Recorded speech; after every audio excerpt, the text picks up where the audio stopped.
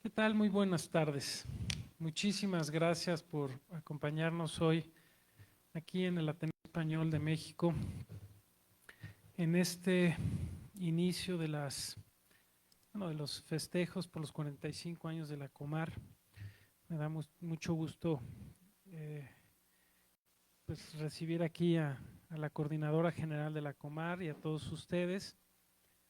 Eh, y quisiera yo aprovechar para platicarles un poquito eh,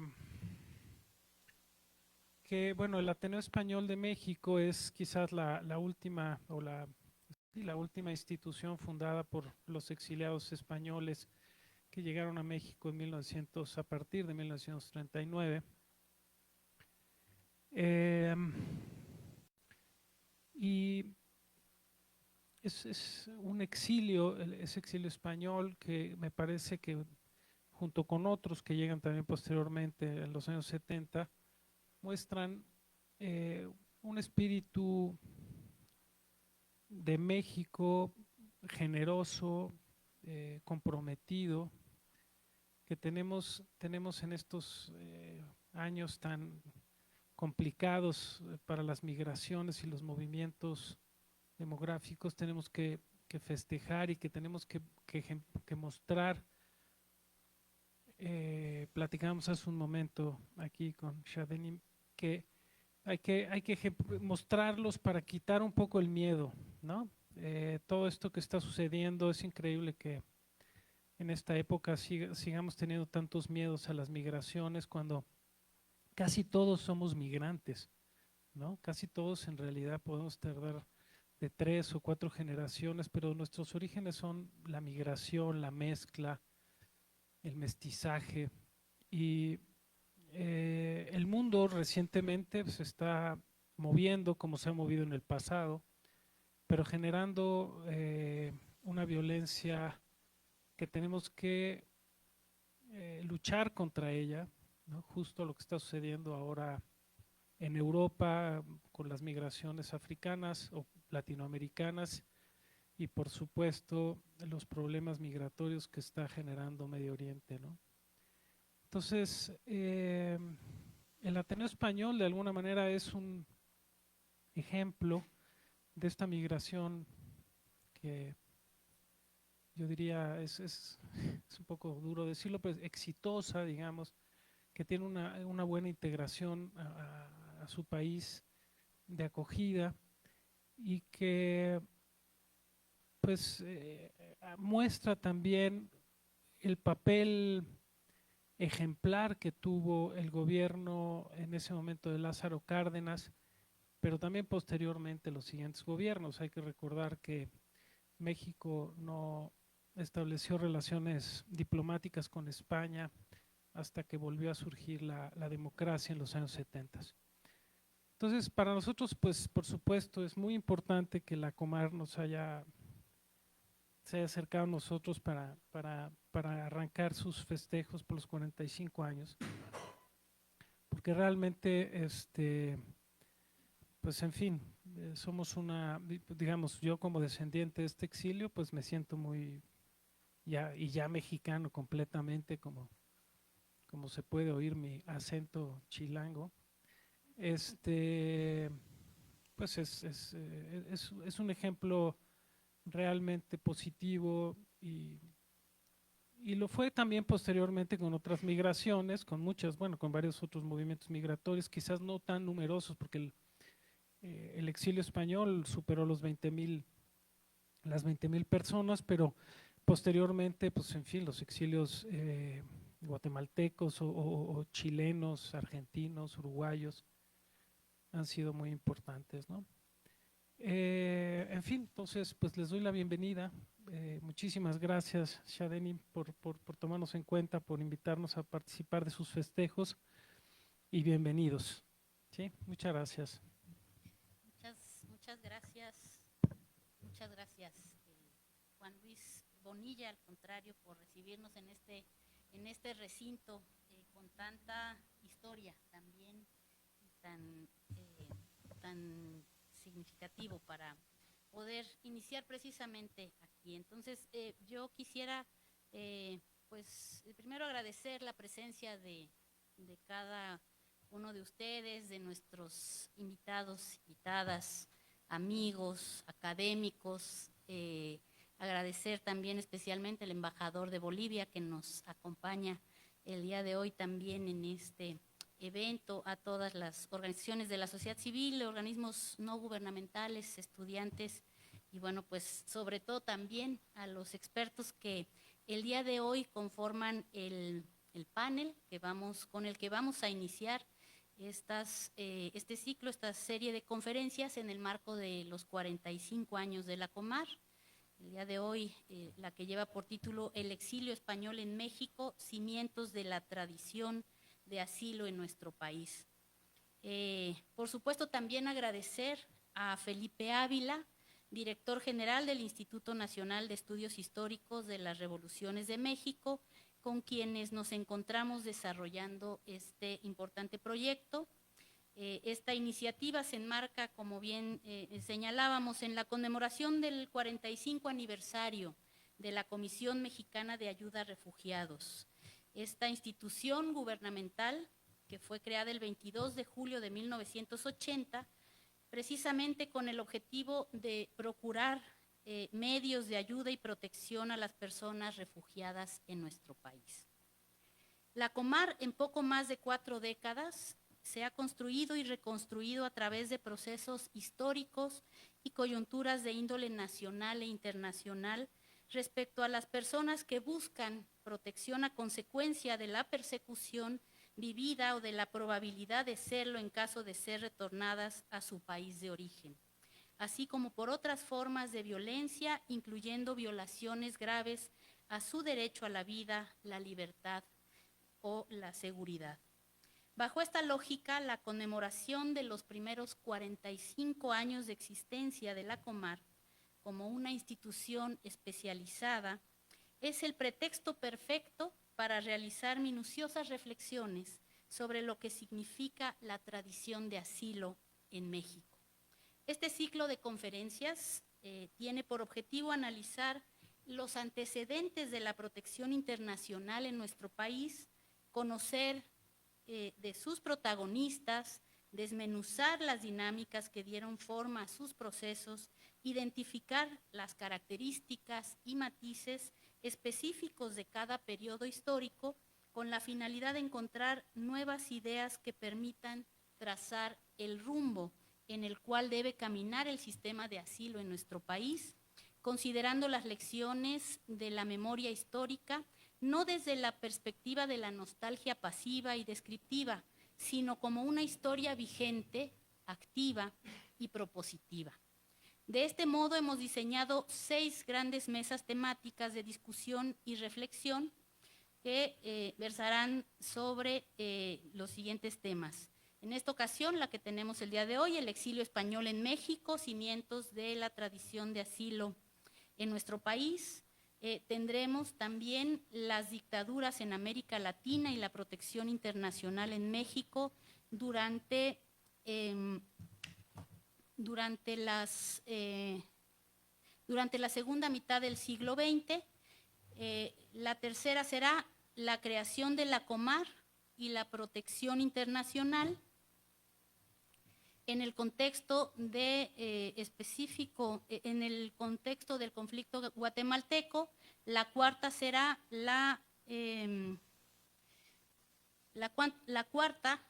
la contribución de México en el marco jurídico regional,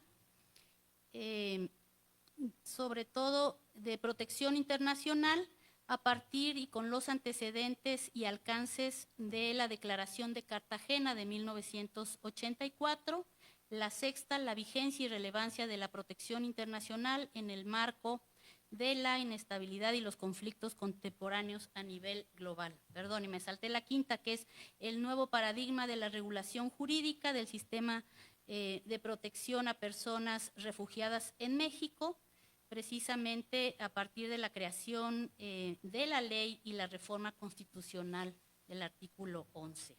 Reitero de verdad el agradecimiento a todos nuestros expertos el día de hoy, así como a los ponentes que darán vida a las siguientes mesas temáticas, ya que sin su apoyo y compromiso con la generación y divulgación del conocimiento crítico y científico en este proyecto no sería posible. También agradezco a Juan Luis Bonilla, presidente del Ateneo Español de México, y a todo su equipo por permitirnos inaugurar este ciclo de conferencias en tan bellas y simbólicas instalaciones. No pudimos encontrar mejor espacio para hablar sobre el exilio español que un espacio fundado por los propios asilados en el año de 1949 con el objetivo de ser un punto de encuentro de ideas para la reconstrucción de las vidas de los asilados de aquella época. En la actualidad, el Ateneo trabaja para mantener la memoria histórica del legado de los exiliados que los exiliados hicieron a nuestro país en los ámbitos del conocimiento, la cultura, demostrándonos que la memoria de este periodo se mantiene vigente. Finalmente, los invito al panel temático de este 25 de septiembre, que se llevará a cabo en las instalaciones del INER, el próximo panel, y que será a las 11 de la mañana, donde hablaremos, como mencionábamos, sobre las dictaduras en América Latina y la figura del asilo en nuestro país. Muchas gracias.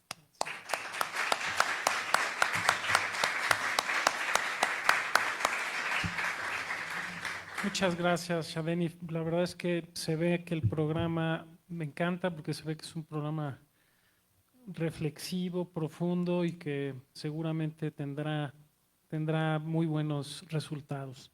Muchas felicidades. Los dejamos con la primera mesa aquí con José María Espinaza y David Jorge. Y Francisco Mejía, creo que a distancia. También a Muchas distancia. gracias. Muchas gracias.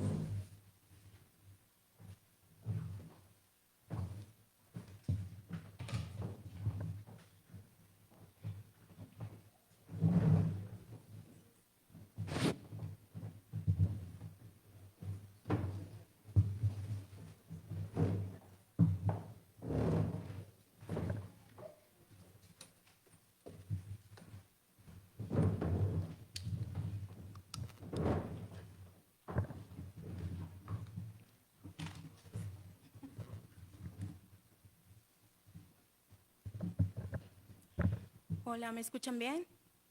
Perfecto.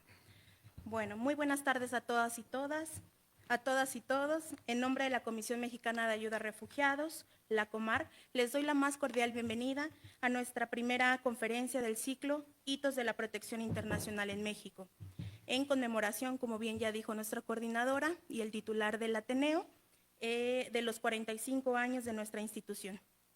Hoy hablaremos del exilio español en México, un capítulo fundamental para la historia de esta tradición de asilo en México y que tiene una vigencia actual.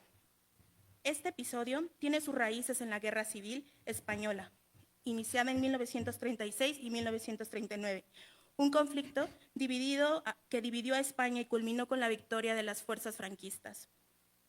Con la caída de la República, miles de hombres, mujeres y niños se vieron obligados a huir de la represión política y de la violencia, buscando un lugar seguro para reconstruir sus vidas. En este contexto, México, bajo el liderazgo del presidente Lázaro Cárdenas, se convirtió en un faro de esperanza. Cárdenas, a quien el presidente López Obrador ha llamado el presidente más humanista de México, decidió no solo abrir las puertas del país, sino diseñar una política integral de asilo y de integración para todas las personas asiladas de España en México, colocando a la persona en el centro. Mientras otras naciones cerraban las fronteras, México se mantenía reconociendo a la República y creó una política de atención y protección a toda esta población. El primer grupo de refugiados llegó incluso antes del final de la Guerra Civil. En 1937, alrededor de 500 niños y niñas, conocidos como los niños de Morelia, arribaron a Veracruz para ser protegidos del conflicto. Después, en junio de 1939, llegó el barco Sinaía, con aproximadamente 1,600 pasajeros exiliados españoles, marcando el inicio de una migración histórica de españoles a México.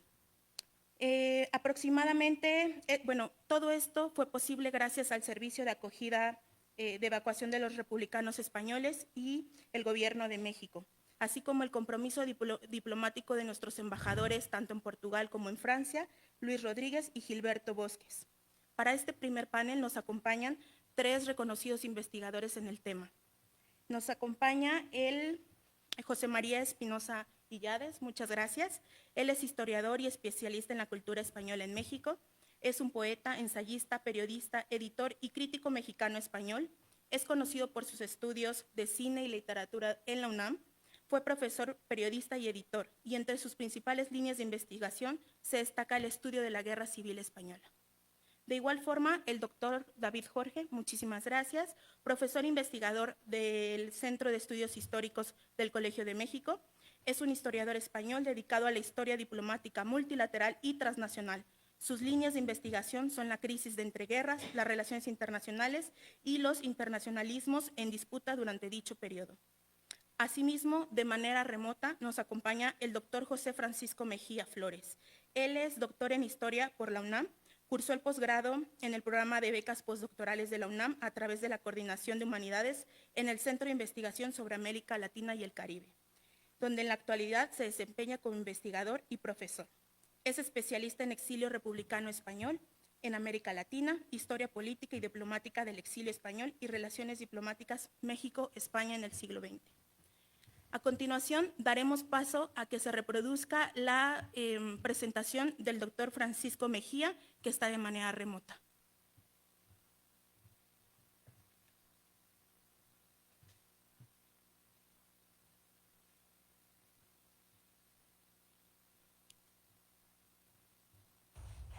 Buenas tardes, un saludo cordial desde Santiago de Chile.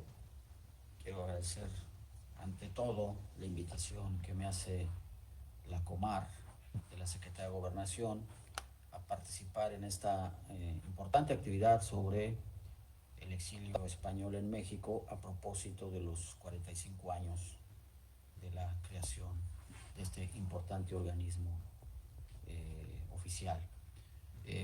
También quiero agradecer al Ateneo Español de México, que siempre tienen la generosidad de invitarme a sus actividades, y yo, bueno, pues tengo un gran afecto por el Ateneo Español de México.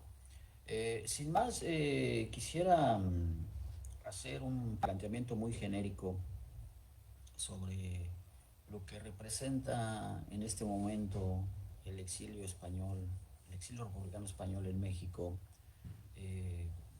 a propósito de lo que son, pues, los 50 años de la muerte de Francisco Franco, 1975, y a propósito también de la serie de situaciones que se están generando a nivel internacional y a nivel nacional. México, como todos ustedes saben, estamos pues ahora en un proceso muy interesante político en México, como es el segundo piso de la Cuarta Transformación, y pues estas situaciones siempre son interesantes en las nuevas coyunturas que nos toca vivir y que nos toca estudiar, sobre todo, ¿no? El exilio español es un proceso que tiene varias aristas, que tiene profundidades muy interesantes, y que siempre es un proceso de estudio inagotable desde diversos puntos de vista. De hecho, la presencia de descendientes del exilio español en diferentes áreas de gobierno oficiales es importante y sigue siendo muy intensa. Por ejemplo, pues solo por poner un ejemplo, en el sexenio pasado, tanto la directora de lo que era el CONACYT, la doctora Marilena Álvarez Bulla Roses, nieta de distinguidos científicos del exilio español, o incluso el doctor Hugo López-Gatell, quien también venía o viene de esa rama del exilio español. Más allá de este pequeño comentario, me gustaría decir que desde la UNAM, particularmente desde el Centro de Investigaciones sobre América Latina y el Caribe, tenemos una serie de proyectos que estudian el exilio español, el exilio americano y también el exilio latinoamericano en España. Concretamente, lo que atañe al exilio español, se están haciendo muchas nuevas becas de estudio, muchos tópicos genéricos de investigación muy interesantes, porque ahora se está estudiando cómo este fenómeno repercutió en América Latina y cómo se generaron redes de trabajo, redes políticas, redes de combate incluso, como por ejemplo lo que recientemente planteó la doctora Beatriz Moreno Rodríguez, un evento en el cual estuvimos en Madrid hace unos meses, en la TV Madrid, participó el tema español, en donde ella planteó cuál fue la participación de algunos españoles republicanos en las luchas de liberación en América Latina y concretamente lo que se llamó la Legión Caribe, un proyecto que intentó derrocar a diferentes dictadores centroamericanos y caribeños en el 46, 47, 48. Y eso es uno de los temas del cual no se sabía absolutamente nada, se sabía absolutamente poco.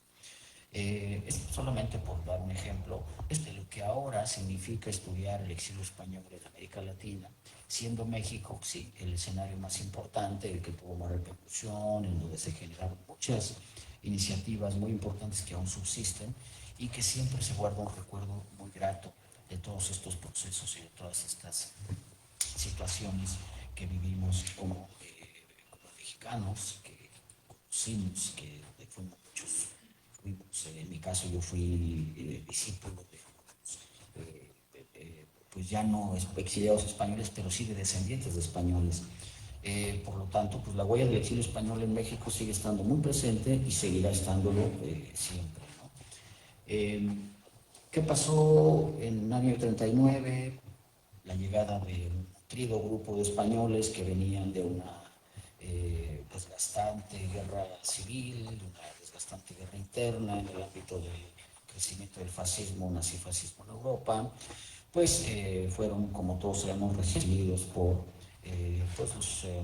las instancias oficiales mexicanas, encabezadas por nadie más que por el presidente Lázaro Cárdenas, quien abre las puertas a este contingente, pero también de sectores obreros como la CTM, de Leopoldo Toledano, del Partido Comunista Mexicano, organizaciones sindicales, políticas, y también por la simpatía en general de un nutrido grupo de intelectuales mexicanos que estaban muy comprometidos trabajando en el proyecto de la posrevolución mexicana, en el proyecto de darle forma a esta nación mexicana y las instituciones. Recordemos que, por ejemplo, poco antes de la llegada del exilio español se había creado el Instituto Politécnico Nacional, se había creado la Escuela Nacional de Antropología e Historia, el Colegio de México, antes Casa de España, que se había creado en 1938, y bueno, también llevaba algunos años de haberse formado lo que es el Fondo de Cultura Económica, era un poco más antiguo, del año 34, que fue una iniciativa de Negocio Villegas. Esto tiene que ver mucho con las nuevas narrativas para abordar el tema del exilio español. Las nuevas narrativas que implican reconocer que México también está viviendo un momento muy interesante de crecimiento, de florecimiento, de proyección internacional a la llegada del exilio español y que tenía que ver con una visión moderna de la nación, una visión progresista, una visión que en muchos casos se atrincheraba en formular nuevos esquemas y nuevos mecanismos de lo que pues en ese momento México estaba representando para América Latina, para el mundo y sobre todo su vecindad con Estados Unidos. Eso es muy interesante de destacar porque yo creo que ahora ya estamos en una etapa en donde también tenemos que reconocer la fuerza de lo que es el México revolucionario y cómo hay una simbiosis muy interesante con esta gran cantidad de exiliados españoles que pues llegan a México y hacen de México su patria, su segunda patria, hacen de México pues volcán de oportunidades y de perspectivas muy interesantes en prácticamente todas las áreas del conocimiento. No hay un área del conocimiento en donde no haya una estela del exilio español. Prácticamente, si miramos con calma y con detalle, en todas las áreas va a haber siempre presencia muy importante de exiliados españoles, del exilio español y de lo que es pues el recuerdo de la República Española, de la Segunda República Española. Pero también es cierto que, además de eso, no todo este grupo de exiliados españoles pertenecían al ámbito intelectual. También había un sector de técnicos, de ingenieros, de profesores, profesores normalistas, que también de alguna u otra forma se integraron a este engranaje de la Revolución Mexicana, de la Revolución Mexicana. Y bueno, pues yo creo que es muy importante ahora reconocer ese valor que tiene de mirar estos procesos y estos fenómenos ante las nuevas coyunturas que estamos viviendo y ver cómo el exilio español sí llega a un México bullante, a un México floreciente, a un México con una energía muy interesante, con una vitalidad muy atractiva.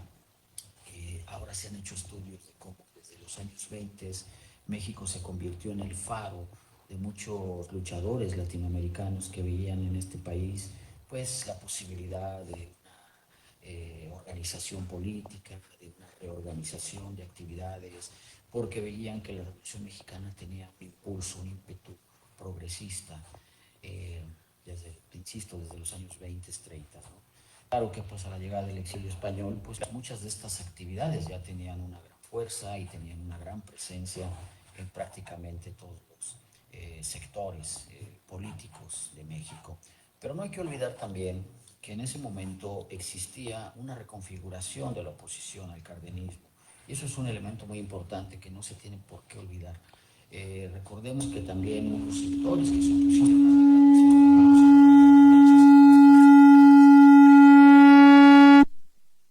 de este grupo de españoles porque pensaron en su momento que muchos de ellos iban a crear confusión, a fomentar,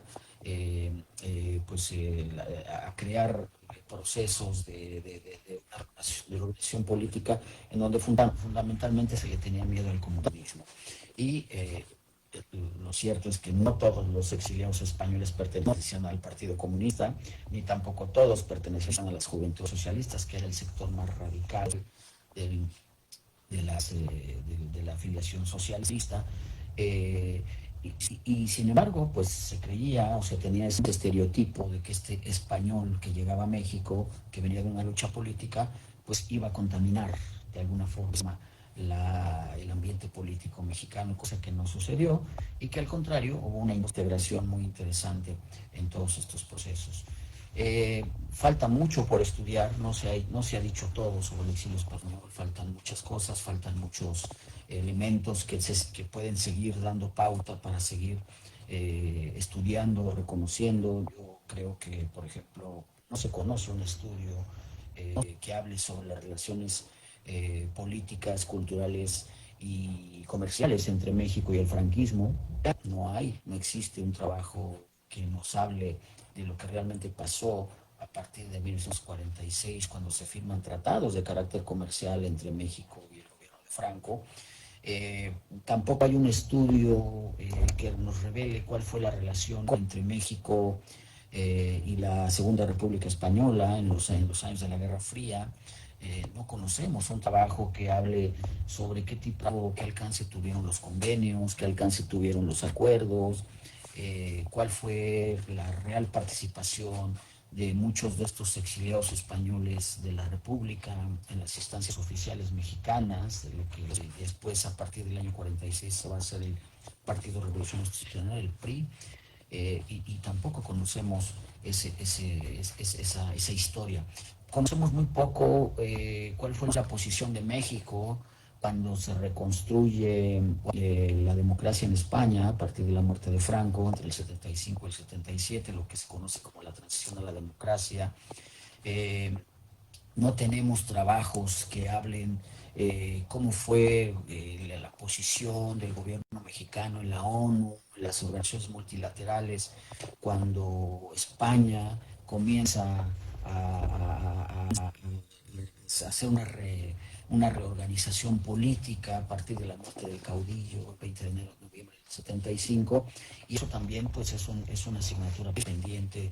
Y en cambio está muy elaborado, está un discurso de que El exilio español está conformado por intelectuales, por académicos, por científicos que llegaron a trabajar a la UNAM, al Instituto Politécnico Nacional, al Colegio de México, a la Academia de Ciencias, que tuvieron un impacto muy positivo en la formación de nuevos métodos de conocimiento, en el impulso, por ejemplo, a programas de posgrado, a la formación de seminarios de investigación. Recordemos que muchos de estos refugiados exiliados españoles habían estudiado en Alemania, en Inglaterra, en Europa, traían todo un bagaje intelectual y académico de vanguardia. Y se les recuerda muy bien, se les recuerda con mucho afecto, con mucho aprecio, con mucho cariño. También hay un recuerdo muy importante de los colegios del exilio español que aún existen, del Colegio Madrid, del Colegio Luis Vives. Es decir, hay una serie de discursos y de narrativas que están muy impregnadas en el México actual y que se reconocen y que se aprecian y que se valoran y que en general se le tiene un cariño muy especial a este proceso y a este fenómeno de la República Española y del exilio que se generó. Pero insisto, creo que estamos en una buena época de reabrir nuevas expectativas de investigación, de reconocer algunos nuevos elementos, de revisar nuevas fuentes primarias para hacer nuevas interpretaciones y de ir avanzando en nuevas líneas de trabajo que nos permitan sí seguir conmemorando el exilio español, pero también yo siempre he dicho que la mejor forma de conmemorar un proceso tan importante, tan digno y tan fructífero tanto para México como para España, incluso para el radio iberoamericano, pues es investigándolo. De tal suerte que pues yo celebro que siempre tengamos presente la historia del exilio español como una historia muy afortunada para México, para España. Yo creo que debe ser más complicado para los exiliados que no pudieron salir de España. Eso sí debe haber sido complicado, los que sufrieron cárcel, represión, los que vivieron con miedo dentro de la propia península ibérica, y eso en cualquier proceso político. A veces creo que es más frustrante para aquellos que se quedan que para los que logran salir, porque los que logran salir finalmente, pues como sucedió en México, logran reconstruir sus vidas, logran reconstruir sus proyectos políticos, logran rehacer su vida personal, algunos.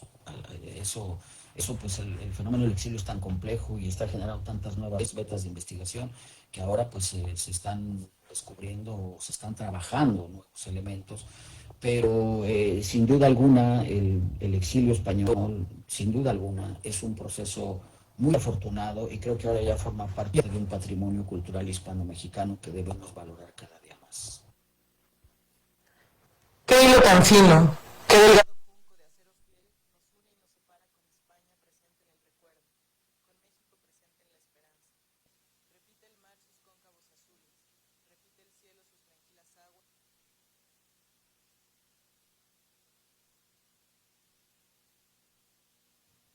Hola, sí, listo. Bueno, después del susto y también la presentación del investigador del CIALC, previo a que nuestros ponentes que están aquí nos acompañan den o puedan dar su tema, les explicaré un poco de cómo va a ser la dinámica.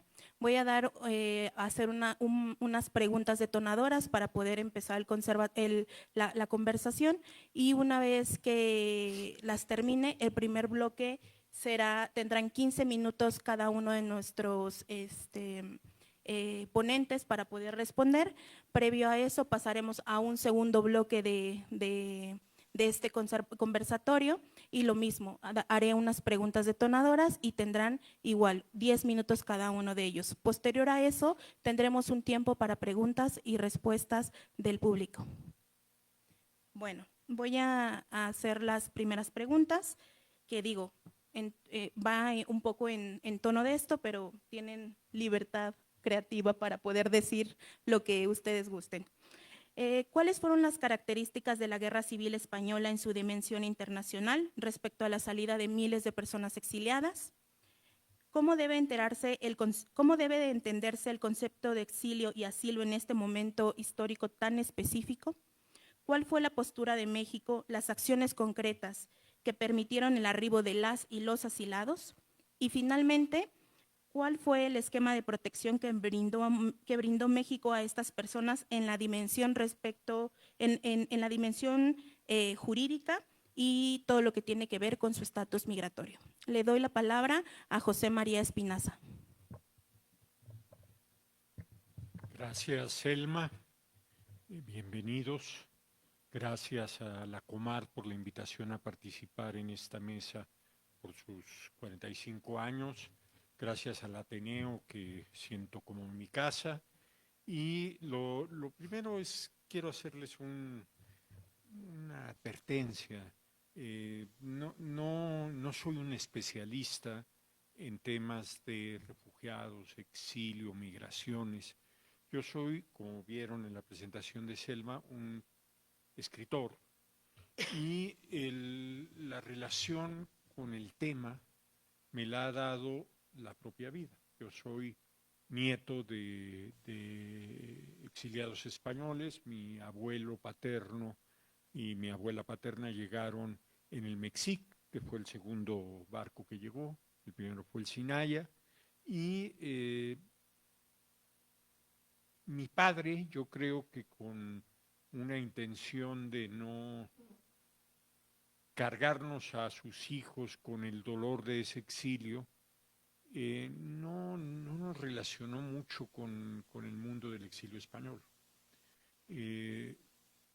A los hijos del exilio, o sea, los que llegaron aquí de 12, 13, 14, 15 años, el exilio fue muy doloroso.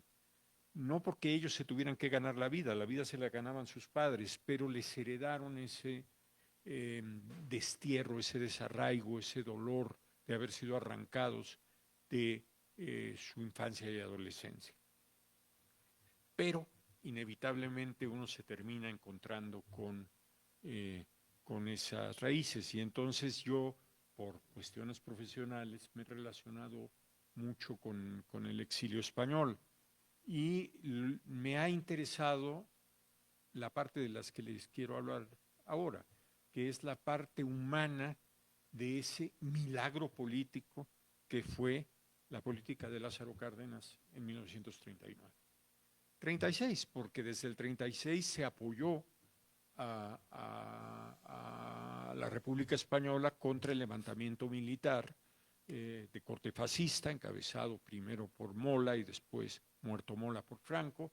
Y el presidente Cárdenas, en sintonía con sus ideas, apoyó la idea de mantener solidaridad con un gobierno democrático. Solo 2 países en el mundo lo hicieron: la Unión Soviética y México. La Unión Soviética porque tenía intereses claramente hegemónicos en Europa. México no se sabe bien por qué. También tenía, desde luego, una relación importante con España, pero no era ni de lejos significativa.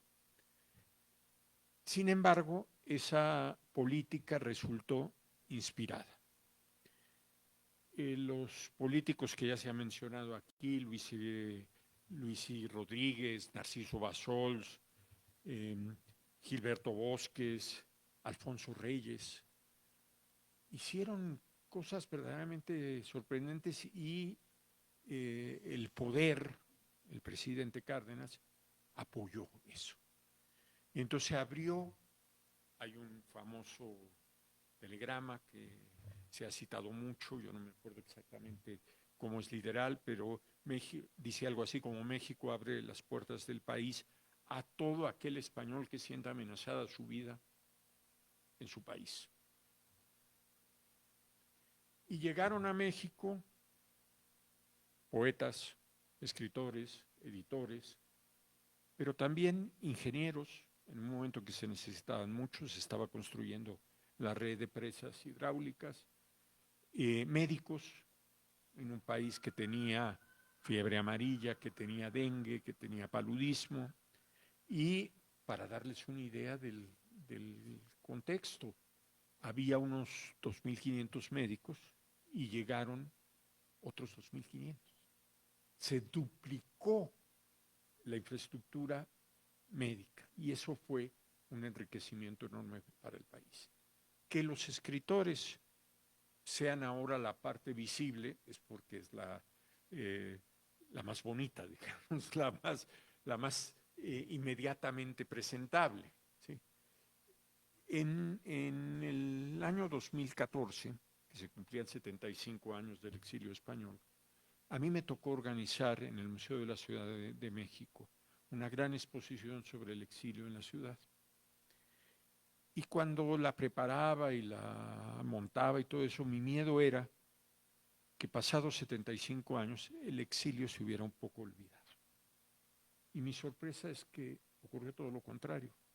Los maestros de las prepas llevaban a sus alumnos, les hacían visita guiada, los alumnos después regresaban con sus papás y tuvimos muchísimo público en la exposición.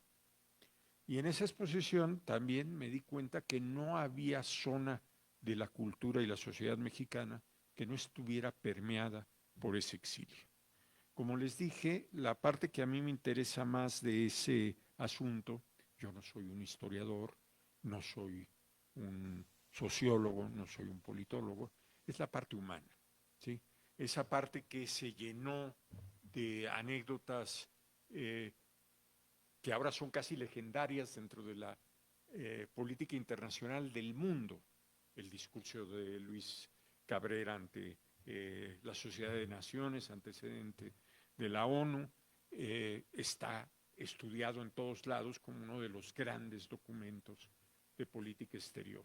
Y México entendió que tenía que sentirse orgulloso de esa iniciativa del presidente Cárdenas y se continuó a lo largo de los siguientes sexenios esa política. Y en el año 80 se crea la Comar como una formalización de un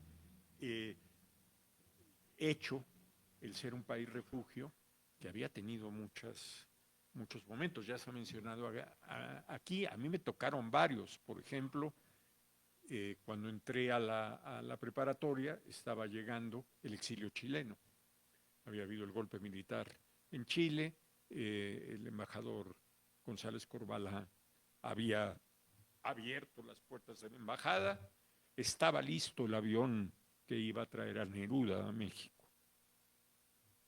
Se murió antes de que pudieran traerlo. Cuando entré a la universidad me tocó el argentino y tenía conocimiento del guatemalteco, el nicaragüense, y estaba tachonado de anécdotas casi de, ¿cómo podríamos decir?, de comedia humana en el buen sentido. Por ejemplo, hay una que se ha referido muchas veces. Franco mandó a México a un emisario a sondear al mundo político para ver si se podían retomar las relaciones México-España. Las políticas, las económicas no se habían roto, había mucho intercambio económico entre México y España, pero las políticas sí estaban rotas. El diálogo de México era con la República Española y se mantuvo hasta el 76. Bueno, este emisario llega, un hombre muy culto, guapo, elegante, con dinero, y empieza a relacionarse con el mundo político mexicano y a hacer las gestiones, y un día, delante del Sambors de los Azulejos, le dan 2 balazos. Los comunistas lo mandaron matar. No, fueron los anarquistas.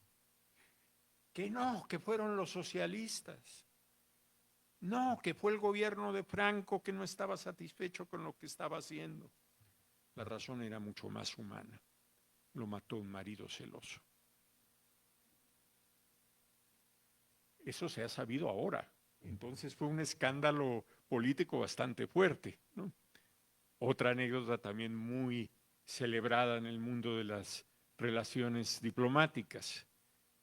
André Malraux, el gran escritor francés y ministro de Cultura de Francia, que había combatido en la guerra además a favor de la República, viene a México y en medio de los temas que toca, un día le dice al presidente López Mateos: señor presidente,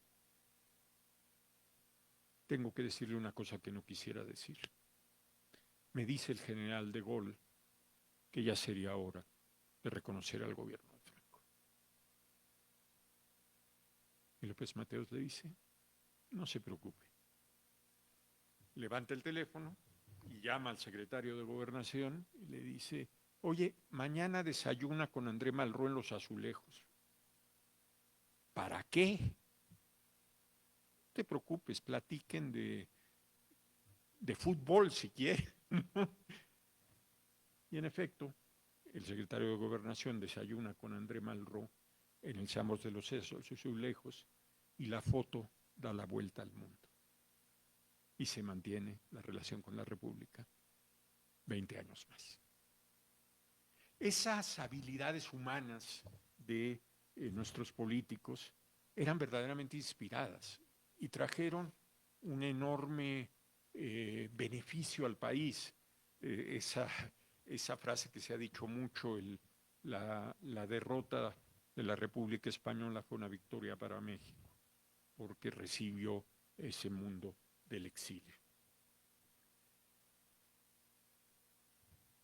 Y esa política se continuó. Ahora tiene un organismo como la Comar que lo maneja institucionalmente, formalmente, con una serie de cosas reglamentadas, además en un momento como el que estamos viviendo con nuestro vecino del norte y su presidente abracadabrante, donde el problema del exilio y de las migraciones está presente todos los días.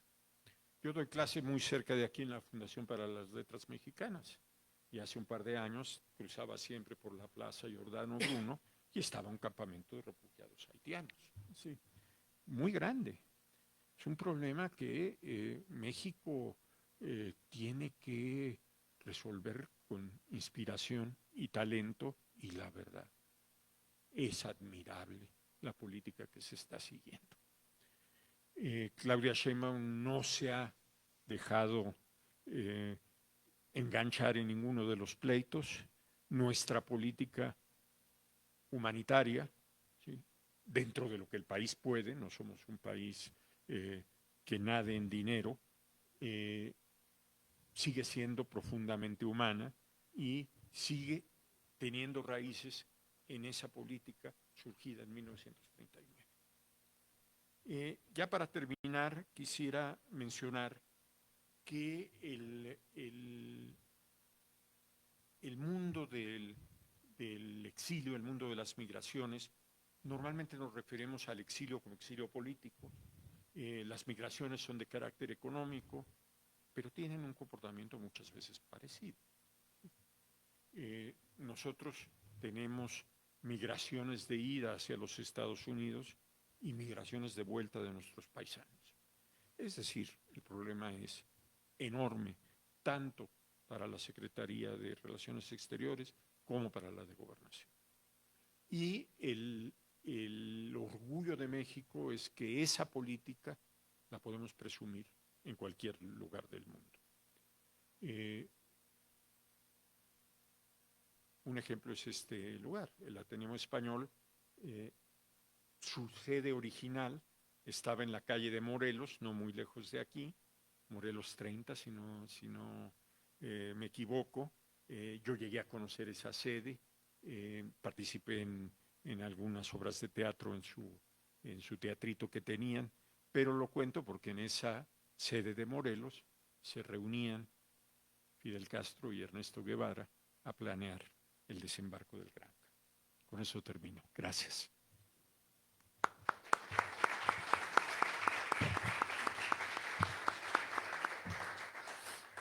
Muchísimas gracias, José María, por tus palabras y por todo lo que nos has compartido. Me hace pensar mucho en la política humanista y solidaridad que inició nuestro presidente Cárdenas, ¿no? Y que ha continuado a lo largo de la historia hasta los 80, justo como bien mencionas, con la institucionalización de esta tradición de asilo, con la Comisión Mexicana de Ayuda a Refugiados. Muchas gracias por sus palabras. Le daré la palabra al doctor David Jorge. Gracias, y gracias a la Comar por la invitación y desde luego al Ateneo, Juan Luis, José Héctor, Pati, ¿no? Y demás amigos. Siempre es un placer estar aquí. Para comprender el exilio español en México, necesariamente hay que retrotraerse a lo que fue el papel mexicano en la Guerra de España, y a su vez, para comprender el protagonismo que va a tener México en la Guerra de España, hay que retrotraerse a los antecedentes, tanto en desarrollos nacionales propios de los dos países, como en la relación bilateral, ¿no? En la Primera Guerra Mundial, tanto México como España fueron países neutrales, por razones diferentes, ¿no? Durante los años 20, México buscó el camino de la institucionalización del régimen que iba emanando de la Revolución. Se promulgó una constitución bajo Carranza, una normalización diplomática tuvo lugar bajo Álvaro Obregón, con Plutarco Elías Calles y el Maximato se fueron poniendo en pie diferentes instituciones con el fin de dar solidez, una imagen también de solidez nacional e internacional de ese régimen revolucionario que había sido naturalmente muy cuestionado en el mundo, ¿no? Paralelamente, en España tenía lugar un intento de salvar el régimen de la Restauración, ¿no? Muy desacreditado por su bipartidismo corrompido totalmente, y es lo que va a llevar al rey Alfonso XIII a avalar una solución en forma de golpe de Estado encabezado por el general Miguel Primo de Rivera. Con eso, el rey sellaba su destino a la suerte de la dictadura que estaba avalando, puesto que era una solución fuera de la Constitución. Por lo tanto, una vez caído Primo de Rivera en 1930, pues la suerte del rey estaba sellada. Eso es lo que va a llevar a la Segunda República, que se proclama en abril de 1931. Durante esos años 20, inicios de los años 30, se va dando una fascinación mutua entre mexicanos y españoles que se va a reflejar en viajes, estancias de escritores, artistas, estudiosos, académicos, en ambas direcciones. Por ejemplo, aquí Valle Inclán visitó México durante aquellos años, ya había estado a finales del siglo XIX y regresa en aquellos años 20. Martín Luis Guzmán, el escritor mexicano, va a pasar unos años en España, bajo el cobijo de Manuel Azaña, futuro presidente de la República Española. También hay estudiosos en aquel entonces, posteriormente insignes académicos mexicanos, como Alfonso Reyes, Silvio Zavala, que van a realizar estancias de estudios en Madrid, en concreto en el Centro de Estudios Históricos vinculado a la Institución Libre de Enseñanza. Por lo tanto, insisto, se van dando conexiones y vínculos, se van estableciendo redes, más allá de la relación diplomática bilateral. Esa relación, en términos ya diplomáticos bilaterales, a nivel de embajada, se va a establecer a partir de la proclamación de la Segunda República, 1931. Genaro Estrada va a Madrid como embajador de México. Julio Álvarez del Valle viene aquí a la Ciudad de México como embajador de España. Durante ese primer bienio republicano, 1931-1933, la relación bilateral va a ser la mejor que México y España hubiesen experimentado en sus trayectorias como estados nacionales. De hecho, se llega a hablar de una especie de luna de miel diplomática, ¿no?, en la historiografía. Dentro de esas relaciones va a ser fundamental una cuestión como los personalismos, las conexiones a título personal. Uno de los mejores amigos y apoyos del embajador español aquí, ya lo mencioné, Julio Álvarez del Valle, va a ser Narciso Bassols. Un lustro más tarde, Álvarez del Valle y Bassols van a ser los representantes de España y México ante la Sociedad de Naciones en Ginebra, el antecedente de las actuales Naciones Unidas. Eso va a ser un factor fundamental para comprender la determinación de la defensa mexicana de la República Española en la Sociedad de Naciones, que era el principal foro internacional de la época y, por lo tanto, era donde se dirimía la suerte exterior que a la que podía aspirar la República en guerra, ¿no? Pero, por hacer un matiz adicional antes de entrar en la guerra en sí, hubo un freno a esa relación bilateral durante el segundo bienio republicano, 1933 a principios de 1936, con motivo de un cambio de gobierno en España. Ganan las elecciones una coalición radical cedista que sustituye a la coalición precedente republicano-socialista. Sin embargo, en febrero de 1936 hay unas nuevas elecciones generales en España, gana la coalición de Frente Popular y se retoma y se vigoriza y se profundiza aquella relación de 1931-1933, máxime porque en México en aquel entonces ya estaba como presidente el general Lázaro Cárdenas, que había llegado a la presidencia en diciembre de 1934. Y Cárdenas va a avalar esa profundización de relaciones bilaterales México-España. Sin embargo, meses después de esa victoria del Frente Popular en España, una sublevación contra el gobierno de la República, una sublevación militar y civil y una sublevación que también es internacional, no solamente es de militares y civiles españoles, sino que hay un apoyo de la Italia de Mussolini en el mismo golpe de Estado contra la República. Esa sublevación va a alterar por completo toda normalidad diplomática, como es lógico. ¿Y qué va a posibilitar? Va a posibilitar algo extraordinario, nuevamente en la relación bilateral, como va a ser un protagonismo absoluto de México en la escena internacional en defensa de esa República Española agredida. Bien. A partir de entonces, el apoyo de México a la República se va a canalizar a través de tres vías. La primera va a ser la material. Se envía armamento de guerra, excedentes de la revolución, material de guerra en su mayor parte ya obsoleto para una guerra moderna como la que tenía lugar en España, impuesta por la intervención también italiana y alemana del lado de los sublevados. Pero va a ser simbólico ese envío de armamento. También se envía un batallón de voluntarios, el batallón Benito Juárez. Pero más importante todavía, México actúa como país pantalla para la adquisición de armamento de guerra moderno, destinado finalmente a la República Española en terceros países, sobre todo en los Estados Unidos y en Francia. En el terreno diplomático, ya lo he adelantado, el apoyo a través de la Sociedad de Naciones. Y es un apoyo muy meritorio. ¿Por qué? Porque es solitario. Es incluso un apoyo más firme que el de la Unión Soviética o incluso que la autodefensa que lleva a cabo la delegación republicana española en Ginebra. ¿Por qué?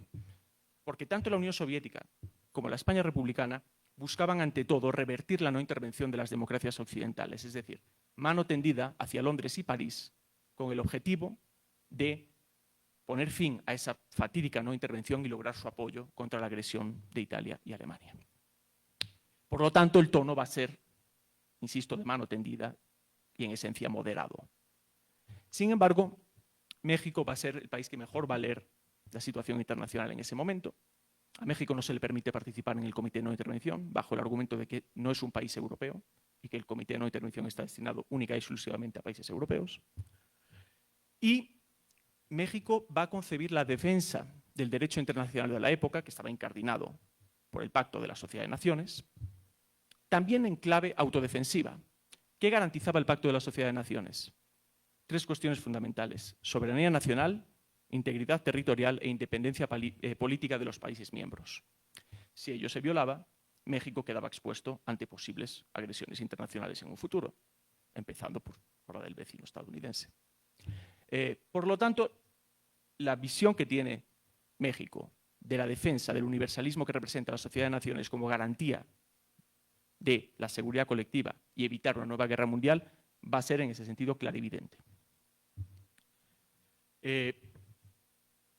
Es una posición solitaria, totalmente solitaria, porque, como ya les he dicho, las democracias europeas abogan por la no intervención, que en realidad no es sino una intervención a favor de los sublevados en España, porque impide a la República Española abastecerse del armamento necesario para su defensa ante una agresión interior y exterior.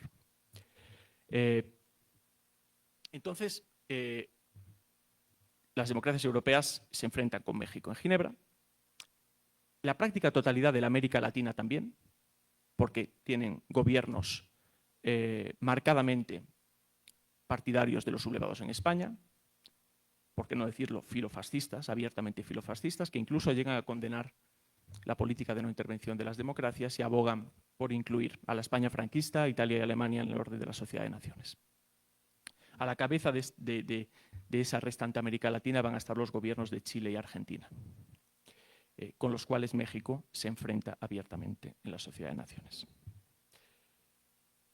Las relaciones con la Unión Soviética, de México con la Unión Soviética, pues evidentemente van a quedar quebradas a partir del asilo concedido a Trotsky en enero de 1937. Las relaciones de México con los Estados Unidos, más de lo mismo a partir de la nacionalización y expropiación de la industria petrolera en marzo de 1938. ¿Qué significa esto? Que México está absolutamente solo en la escena internacional. Ello va a tener réditos, pero los réditos se van a cosechar más adelante. Va a haber un prestigio antifascista ganado a través del desempeño de su política exterior, y ello va a tener efectos positivos. En primer lugar, va a conllevar el rechazo del presidente de los Estados Unidos, Roosevelt, a valorar la posibilidad de un conflicto con México por el tema petrolero. ¿Por qué? Porque en un momento en el que la prioridad para la seguridad internacional es la contención de los fascismos en Europa, entrar en un conflicto en el continente americano, además para defender a unos empresarios petroleros que habían boicoteado la campaña electoral de Roosevelt, pues no va a ser prioridad presidencial, por más que no le guste naturalmente la decisión de nacionalizar el petróleo que toma Lázaro Cárdenas. También va a tener otro efecto positivo en la segunda posguerra mundial a la hora de tomar en consideración la postura mexicana en las nacientes Naciones Unidas. Es decir, México no va a ser una voz más, sino que va a ser una voz muy bien considerada a la altura de 1945-1946, en virtud de esa herencia, ¿no?, del protagonismo con motivo de la guerra de España, y no solo, porque México también va a defender a la Etiopía agredida por la Italia de Mussolini. Y el tercer vector en el que se traduce el apoyo de México a la República Española va a ser el humanitario. Ya durante la guerra se acogen aquí en México a los llamados niños de Morelia, casi medio millar de niños que recalan aquí para salvaguardarlos de los traumas y los problemas de la guerra, y que continúen provisionalmente, se entiende en principio, su educación en México. También se va a poner en pie la Casa de España, lo que hoy es el Colegio de México, con el fin de permitir que unos académicos e intelectuales continuasen desarrollando su actividad y también llevasen a cabo un apoyo a la República en guerra desde el exterior que pudiese ser debidamente visibilizado desde México. Son dos medidas provisionales, concebidas como provisionales en su origen, pero en virtud de los acontecimientos pues van a terminar siendo permanentes. Los niños de Morelia nunca van a regresar a España, y la Casa de España va a pasar a ser el Colegio de México, en inteligente decisión de Cárdenas de rebautizar la institución con el fin de protegerla de posibles invectivas nacionalistas, ¿no?, que no comprendiesen el origen de la institución, ¿no? Y hoy en día pues el Colegio de México es una institución plenamente mexicana, como es natural, ¿no? Entonces esas van a ser las tres vías en las que se incardina el apoyo mexicano a la República Española. Y respecto a esta última, la humanitaria, esos antecedentes finalmente van a desembocar en la acogida del exilio masivo como tal, más de 20.000 refugiados republicanos españoles que van llegando a México en los llamados, ¿no?, barcos del exilio, ¿no? Y bueno, pues eso ya, no sé si entra ya dentro del segundo turno de preguntas o amplío en este punto. Sí, en el segundo. Muy bien. Sí. Muchísimas gracias, doctor David Jorge. Bueno, me parece muy importante todo lo que usted ha mencionado, ¿no? Esta política de autodeterminación de los pueblos que México ha defendido siempre, que mantiene actualmente, ¿no? Y que no solamente la defiende, sino ha sido coherente en los hechos, ¿no? Y que en ese momento también era parte no solamente de esta política de solidaridad, ¿no?, del presidente Cárdenas, sino también, como bien ya se ha mencionado, parte de esta política post-revolución de la construcción del Estado mexicano y de lo que ahora somos como Estado, ¿no?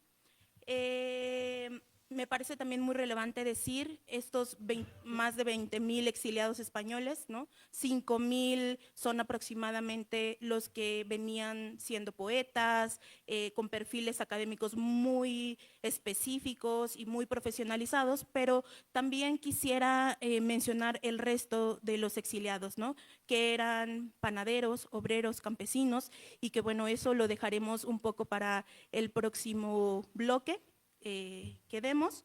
Por ahora, antes de pasar a este bloque, me gustaría, o vamos a escuchar un poema que se llama Entre España y México, escrito por el poeta español Pedro Garfias, quien fue militante del Partido Comunista en España.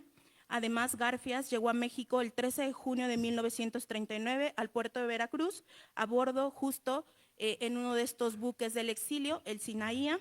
Y bueno, este poema fue escrito durante esta travesía hacia México. Este poema particularmente refleja el dolor del exilio, pero también la profunda gratitud hacia México, país que abrió sus brazos para darles refugio y esperanza. Entonces, ya lo van a reproducir en un momento.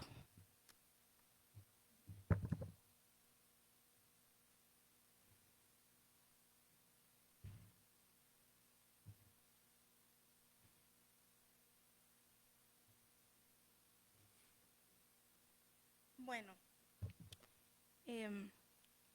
ahora retomamos con el poema. ¿Lo dejamos? Se le fue la voz. Bueno, empezaremos con el segundo bloque. Entonces, para este bloque me gustaría justo retomar esto último que dije, ¿no? Y un poco mencionar que las preguntas irían en este sentido, ¿no? ¿Cuál fue el proceso de integración de las personas exiliadas desde la perspectiva bidireccional, es decir, la comunidad de acogida, pero también la comunidad asilada? También contemplar esta parte de, por un lado, la restitución de derechos de estas personas exiliadas y por otro lado, el aporte que se realiza a México en particular, ¿no? Y la segunda pregunta, ¿cuáles son las lecciones aprendidas de este periodo, las cuales podrían ser vigentes en materia de integración, de protección, de no repetición en el sistema de asilo contemporáneo en México? Le doy la palabra a José María Espinaza. Yo quisiera empezar esta segunda tanda de participación mencionando una cosa que David ya había señalado. La década del 30 coge a México y a España en un proceso más o menos similar. México está emergiendo de una revolución armada violenta, instituyendo el gobierno revolucionario, empezando a cosechar los primeros frutos de políticas educativas como las impulsadas por Vasconcelos, apostando por una idea de civilización y de gobierno basado en la cultura, y España también. ¿Sí? La República promulgada en el 31 y la República Mexicana de Cárdenas, desde el Maximato, pero digamos desde Cárdenas, tienen muchas similitudes ideológicas. Eso hace que la llegada de ese exilio a México, digamos, llegue a tierra abonada, ¿sí? Hay un lugar que los está esperando. No fue fácil, ¿eh? O sea, no solo la derecha mexicana protestó mucho por la política de asilo, sino también hubo polémicas entre la propia izquierda por el miedo a perder espacios de trabajo, a entrar en polémica con una diversidad ideológica muy fuerte, y el proceso no fue nada fácil. Les pongo un ejemplo.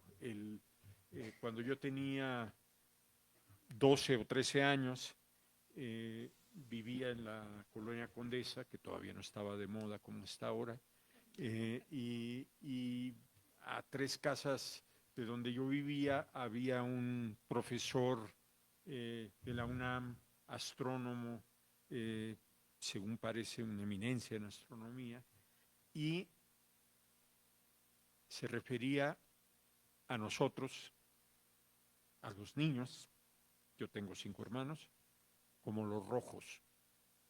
Yo pensaba, ¿a qué se referirá? Porque así, digo, algún día estaré asoleado, pero no. no. Y tardé en que me explicaran que era una connotación ideológica, que así se conocía desde la derecha a los refugiados españoles, los rojos.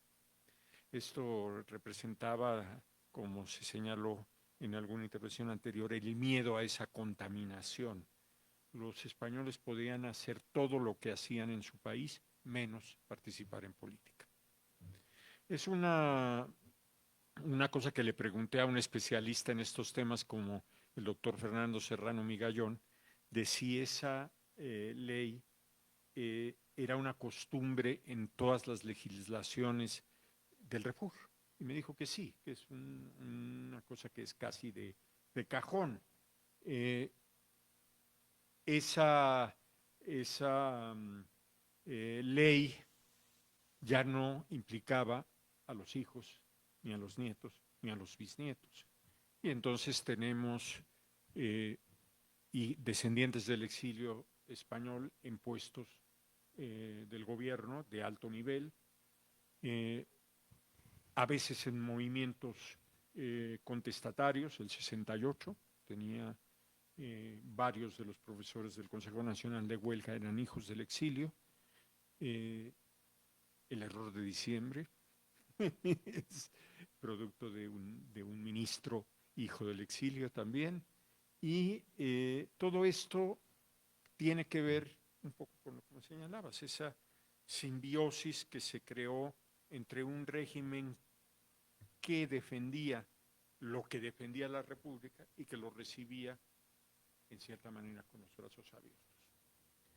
Insisto, no fue tan fácil como eso, estuvo lleno de roces y llenos de problemas. Por ejemplo, es famoso un artículo del pintor Ramón Gaya, gran pintor español, que publicó en México, en la revista El Hijo Pródigo, un texto criticando a José Guadalupe Posada.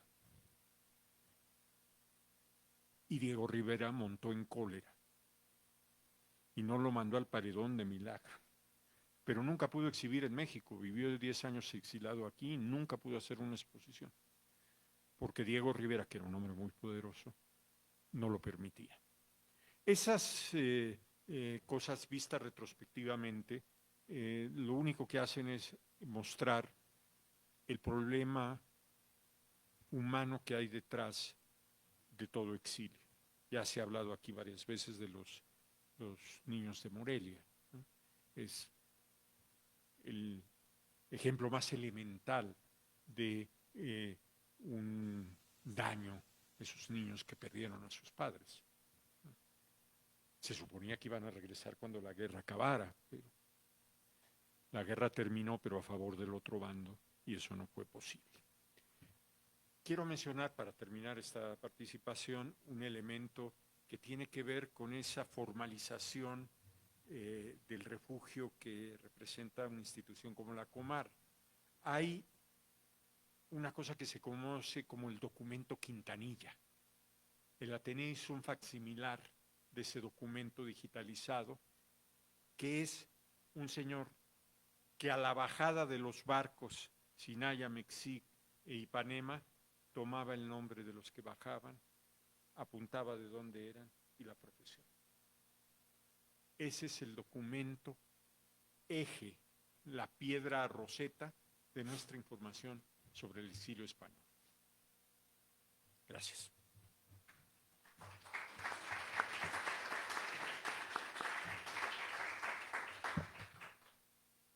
Muchas gracias, doctor José María. Muy importante algunas cosas de las que menciona, digo todo, pero en general me pareció demasiado interesante estas similitudes que se encuentran entre la República de Lázaro Cárdenas, pero también la República en España, ¿no? Y también estos retos que se enfrentaban en ese momento, como el tema del miedo a perder los trabajos por parte de la comunidad de acogida. Creo que ahí es donde radica la importancia de crear políticas bidireccionales, donde también se encuentren incluidas las poblaciones de acogida para que estas políticas atiendan ambos lados, ¿no? Y evitar estas narrativas xenófobas que no ayudan a la integración sostenible de nuestra población, ¿no?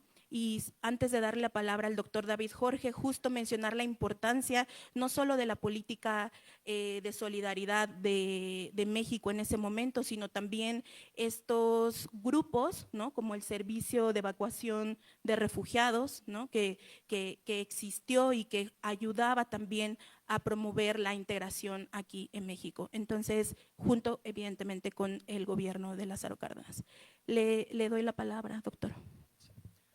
Voy a tratar de responder un poco los puntos planteados, ampliando lo que ya mencioné anteriormente y repasando también fugazmente algunas cosas que ya se han comentado aquí, ¿no? Se preguntaba, José María antes, mencionaba lo complejo que es identificar las razones que movieron al gobierno mexicano a llevar a cabo su apoyo a la República Española en guerra y a la acogida posterior del exilio. Y efectivamente hubo muchas dificultades, ¿no? Tanto internacionales, que ya mencioné, como de orden interno, ¿no? A partir precisamente del tema del petróleo, que también mencioné ya, hubo una radicalización de las derechas políticas anticardenistas que marcaron la segunda mitad del sexenio, ¿no? Ello, pues, llevaba implícitas complicaciones extra a una medida como era la acogida de ese exilio republicano español, simplificado retóricamente, ¿no? En clave de manipulación como rojo, ¿no? Como mencionaba José María. Entonces, la acogida de esos rojos españoles, ¿no? Pues iba a ser muy atacada en medios medios políticos anticardenistas. Y, por otro lado, hay que decirlo, resultaba complejo articular el nacionalismo revolucionario propio de la Revolución Mexicana con la acogida de esos españoles que, por muy nuevos españoles o diferentes españoles que se presentasen, a ojos de buena parte del país, no dejaban de ser en el fondo pues unos nuevos gachupines que llegaban a territorio mexicano. Y eso iba a ser algo complejo. Ayudó sin duda que esas resistencias provenían en buena medida de los grupos a los que el cardenismo había dirigido sus medidas de mayor justicia social. Por lo tanto, eso neutralizó buena parte de una posible o potencial recepción en clave xenófoba a esos exiliados republicanos españoles. Pero digo esto para darles un panorama del tipo de dificultades heterogéneas que implicaba la acogida del exilio español en México. No fue una decisión dada, sino una decisión adoptada, con su balanza de prejuicios y de beneficios, ¿no? Y su valoración. En clave positiva, ¿qué llevó? ¿Qué concibió el gobierno cardenista que podía aportar el exilio español a México? Pues, en primer lugar, estaba una identificación de los valores de la España republicana con lo que debía ser el desarrollo nacional propio de México. Y eso era una concepción ampliamente compartida dentro del gobierno mexicano. Digo ampliamente compartida, me refiero a transversalmente compartida en términos político-ideológicos. Entre los grandes apoyos a la República Española, pongamos el caso de la Sociedad de Naciones, que lo he mencionado antes. Estaban Narciso Bassols, le sustituye Isidro Fabela y finalmente está Primo Villamíchel. Cada uno de los tres tenían, digamos, un bagaje político ideológico muy diferente entre sí. Eran actores políticos y diplomáticos del cardenismo que partían de premisas ideológicas muy distantes entre sí, insisto, pero compartían una visión de Estado que estaba por encima de unos intereses de gobierno. Y esa visión de Estado, pues, por definición, ve estratégicamente, ve el horizonte a largo plazo, ve el horizonte más allá de plazos de sexenios. Y sin duda, pues esa identificación de lo que ellos concebían que podía ser beneficioso para el desarrollo de México con los valores republicanos españoles, pues fue una de las motivaciones. Hubo otras motivaciones que finalmente quedaron en buena medida frustradas. Por ejemplo, el presidente Cárdenas, personalmente, visualizaba la posibilidad de poblar la República Mexicana. Es decir, como hoy, México es un país pues, muy mal distribuido en términos de población-territorio, ¿no? Pues ya lo era en aquel entonces. Y aquella visión cardenista poblacionista pues se iba a ver finalmente muy limitada en su, digamos, en su alcance original, ¿no? En lo que venía siendo su alcance original. Pero fue otro de los factores explicativos que concibió el gobierno mexicano para dar esa acogida, ¿no? Sobre el impacto del exilio en México, pues es bien sabido, pero no está de más repasarlo, ¿no? En el sentido de que impacta sobre todo en los campos de la educación y la cultura. Creando nuevas instituciones, se ha hablado ya del Colegio de México, el Ateneo Español de México, pero también reforzando instituciones precedentes, ya existentes, el Fondo de Cultura Económica, universidades como la UNAM, el Instituto Politécnico Nacional, la Universidad Michoacana de San Nicolás de Hidalgo, iban a ser muy fortalecidas por la llegada de exiliados españoles que, no se olvide, formaban parte de la mejor generación en términos científicos, intelectuales y culturales que ha conocido España en su historia contemporánea. Es decir, no era cualquier generación de españoles la que llegaba aquí. Entonces, eso explica también que ese tipo de exiliados hayan tenido pues, un protagonismo en los relatos hegemónicos sobre el exilio. Pero el exilio, como ya se ha apuntado aquí muy bien, ni fue homogéneo ni fue estático. El exilio español fue muy heterogéneo. Ni una mayoría eran profesores universitarios, escritores intelectuales ni artistas, ¿no? Ni tampoco una mayoría era, desde luego, no comunista, pero tampoco de un republicanismo de corte estrictamente liberal, ¿no? Había mucha heterogeneidad político-ideológica, como es natural, porque era parte de la propia naturaleza de la República Española.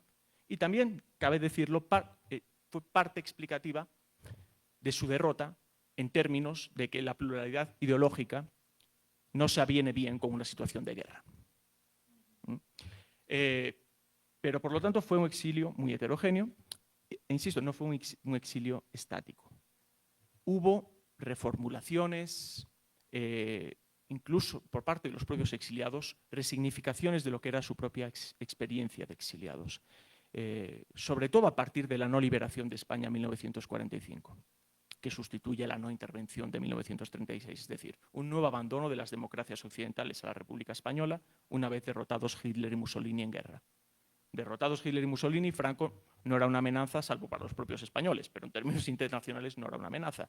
Y constituía, a ojos británicos sobre todo, pues, un valladar anticomunista en los nuevos tiempos de Guerra Fría. Y eso selló la suerte de España durante las décadas por venir, las 3 décadas adicionales por venir, ¿no? Entonces, a partir del 45, ese exilio que se concibe inicialmente como temporal, pues pasa a ser un exilio sine die.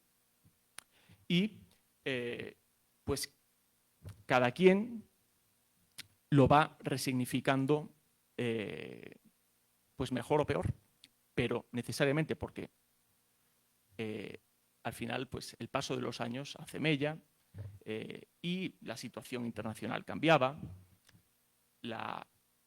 los tiempos de Guerra Fría mandaban, sobre todo en un país vecino de los Estados Unidos. Por lo tanto, había muchas consideraciones que reevaluar para un exilio que no tenía ya fecha de caducidad. Y ello implicó pues, silencios significativos, implicó giros biográficos, algunos de 180 grados. Exiliados españoles que optaron por exiliarse del exilio, porque no era vida vivir en un exilio sin fecha de caducidad. También están los exilios más allá de la capital, que fueron exilios abandonados y olvidados por la historiografía, porque no se podían relacionar con la élite de la capital, tanto élite mexicana como élite de refugiados españoles. Entonces, en ese sentido, aquellos exiliados en provincia experimentaron un proceso de mexicanización mucho más acendrado que aquí en la capital, donde había, insisto, burbujas endogámicas que empezaban por los colegios del exilio. Por lo tanto, el exilio republicano español en México es muy complejo en sí mismo y sería muy pertinente, como ya se ha dicho aquí, pues complejizar también el relato historiográfico sobre ese exilio, lo que significó México para los exiliados y sobre lo que significaron los exiliados para México, ¿no?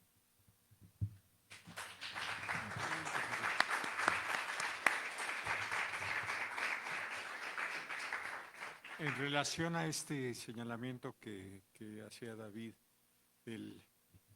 la manera de navegar en un mar muy agitado, se dice, parece que es verdad, que la Casa de España en México cambia su nombre a el Colegio de México a iniciativa de Alfonso Reyes para evitar problemas de xenofobia. ¿Sí? Entonces, muy señalado esa manera de maniobrar muy inteligente de Reyes, de Cosío Villegas, de Narciso Bassols, de Luis y Rodríguez, de todos los de Cabrera, desde luego, todo lo que era ese mundo político muy inspirado, que venía de la generación del Ateneo de la Juventud, ¿no? Que correspondía a la generación española que estaba intentando cambiar España. Perdón. Ya. Perfecto. Bueno, pues sí, ¿no? Justo escuchaba en algunos documentales esta memoria de las y los mexicanos a su llegada o el inicio del exilio de los españoles, ¿no? Esta idea del español como en el imaginario colectivo de la colonia, ¿no? O sea, de lo que para nosotros representaba el español, ¿no? Y cómo esta idea se fue transformando poco a poco con los procesos de integración que se fueron dando. Si bien, como acaba de decir el doctor David Jorge, se lleva a cabo procesos diferentes, ¿no? En la ciudad un proceso, pero en las periferias otros. Y creo que es ahí estos procesos de mexicanización que bien mencionaba, de campesinos, de obreros, y cómo fue posible este proceso, esta integración de mexicanas y mexicanos con asiladas y asilados, ¿no? Donde entre ambas comunidades pudieron intercambiar técnicas para poder crear un nuevo producto, un nuevo pan, una nueva forma de sembrar, ¿no? Me parece que ahí es un punto muy clave. Y bueno, pues hemos terminado nuestra mesa. Si les parece bien, vamos a dar paso a reproducir ahora sí a Pedro Garfias. Y bueno, posterior a eso daremos tiempo para preguntas y respuestas.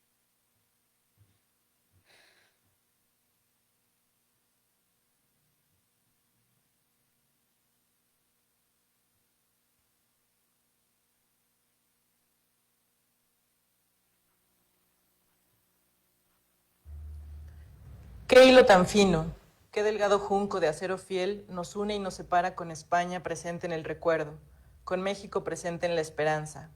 Repite el mar sus cóncavos azules, repite el cielo sus tranquilas aguas, y entre el cielo y el mar ensayan vuelos de análoga ambición nuestras miradas. España que perdimos, no nos pierdas. Guárdanos en tu frente derrumbada, conserva a tu costado el hueco vivo de nuestra ausencia amarga que un día volveremos. Más veloces, sobre la densa y poderosa espalda de este mar, con los brazos ondeantes y el latido del mar en la garganta. Y tú, México libre, pueblo abierto al ágil viento y a la luz del alba, indios de clara estirpe, campesinos con tierras, con simientes y con máquinas, proletarios gigantes de anchas manos que forjan el destino de la patria, pueblo libre de México. Como otro tiempo, por la mar salada, te va un río español de sangre roja, de generosa sangre desbordada. Pero eres tú esta vez quien nos conquistas, y para siempre, oh vieja y nueva España.